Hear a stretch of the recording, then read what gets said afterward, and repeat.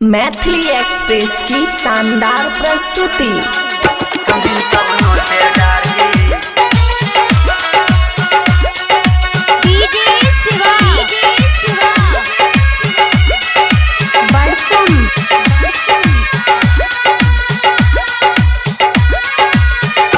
बेटा हम नहीं जइबो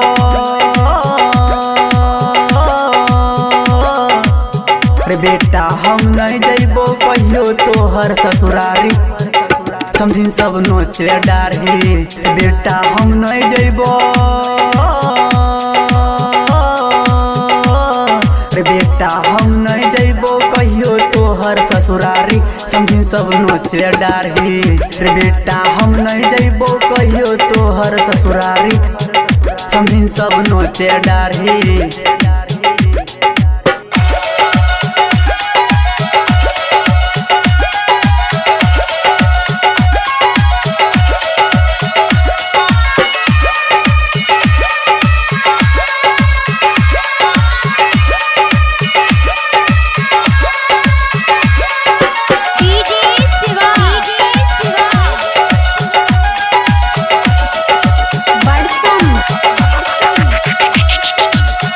समझी समझी कहिलको हमरा संगे बैठ के छोटकी समझी भाग गेलो धोती हमर खोल के।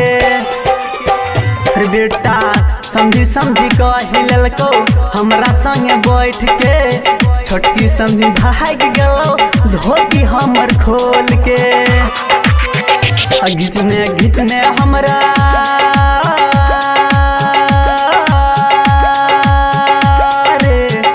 घिचने घिचने हमरा ने गेलो घर के ओसारी वह ठन नोचलक डारी। रे बेटा हम नहीं जइबो कहियो तोहर ससुरारी समझिन सब नोचे डारी।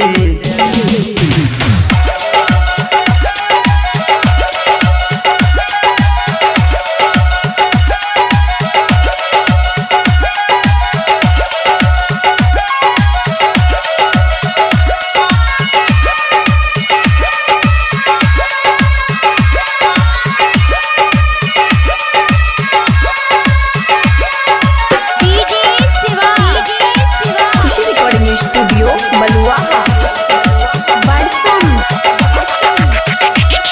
हाँ संजो खून मार गलको मछली में सोडा छोटकी समझी बैठ गेलो ओखिया के सोझा। बेटा संजो खून मार गलको मछली में सोडा छोटकी समझी बैठ गेलो ओखिया के सोझा। राइटर करण संगम के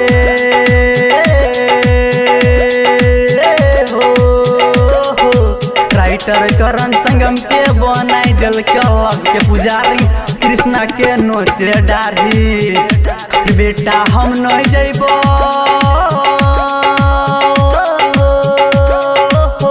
बेटा हम नहीं जइबो कहियो तोहर ससुरारी समझिन सब नोचे डारी। बेटा हम नहीं जइबो कहियो तोहर ससुरारी समझिन सब नोचे डारी।